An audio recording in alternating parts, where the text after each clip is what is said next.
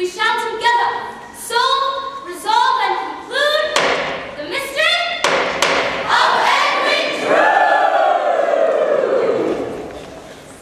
One minor mystery we can solve immediately, though it has little to do with what now. You see, most literary experts would believe that our inquiring detective, Mr. Dick Datchery, is actually somebody we've already met.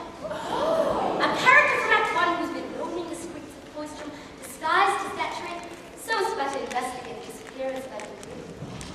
And, as many of you have no doubt already guessed, the part of Datchery has been taken thus far this evening by that master and mistress of male impersonation, Miss Alice Nutting.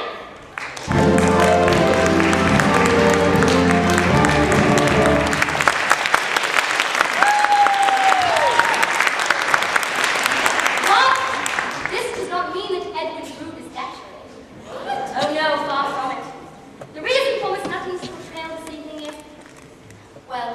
is that she was contracted to appear for 2 acts of this play. Now a man believes in an honest week's work for an honest day's pay. Which brings us to our first key question. Is Edwin Drood dead or alive? Mr. Dickens experimented with many different titles for our story. For example, The loss of Edwin Drood, the flight of Edwin Drood, The disappearance of Edwin. but nowhere the death or murder of Edwin Drood. However, many would say that the mystery of that murder is not really a mystery at all. Tonight, ladies and gentlemen, our question shall be answered primarily by you, but in a daring and perhaps dangerously democratic move. The Music Hall Royale has decided to grant our company themselves the right to vote upon one issue each night. And so, my fellow acolytes with us gathered this morning, this evening your question will be, Mr. Throttle?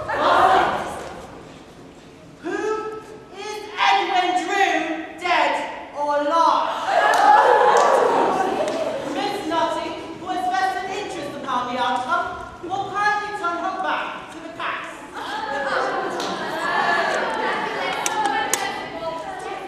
All right.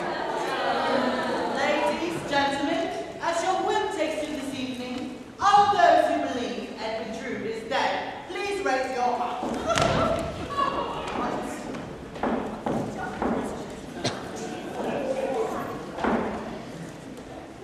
Thank you.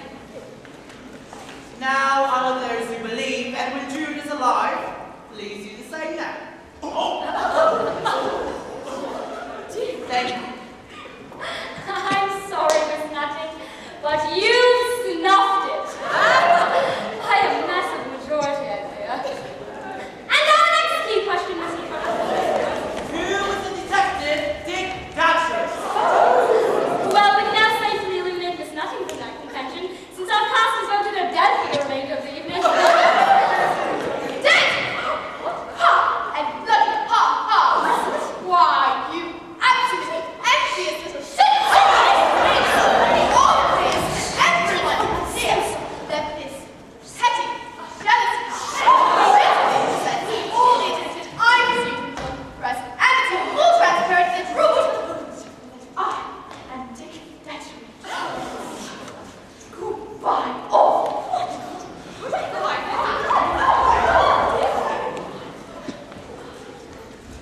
You have no idea the week we've had with her. First, her dressing room was too small, and then her moustache was too long. I told her she was splitting hairs. Well, please yourself. I must apologize, ladies and gentlemen, for this bit of unpleasantry in what I'm sure you'll all agree has been an otherwise flawless evening. But in all fairness to our past and to our story, I must strenuously point out that many literary experts disagree with Miss Nutting's contention that Edwin Drood and Dick Datchery are one and the same person. Indeed, there are several prime candidates who face behind Datchery's beard. For instance, I offer you Helena Landis. About her, Neville revealed in Act 1. In desperation, Helena tried on more than one occasion to flee her stepmother's cruel and miserly hand, even disguising herself as a boy. A hint, a palpable hint. What is the meaning for thrust or misdirection? Wouldn't Helena Landis be fearful of pursuing John Jasper under the given circumstances?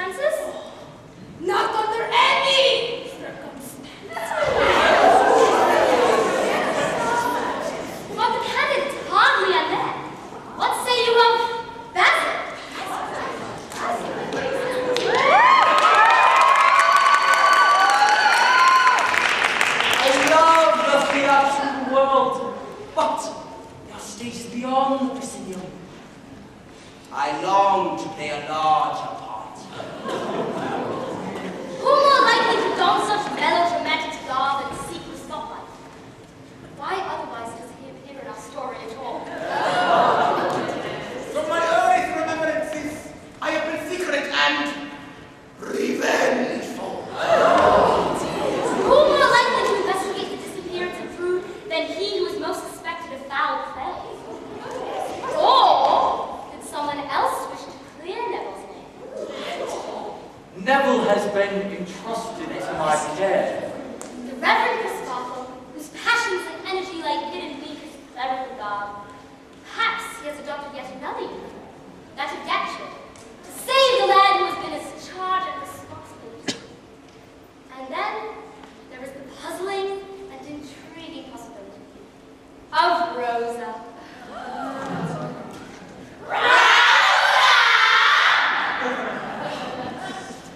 Could it be that we have underestimated the resourcefulness of this woman child? Did she take it upon herself to investigate the disappearance of Edwin Drood? Books cannot be deceiving.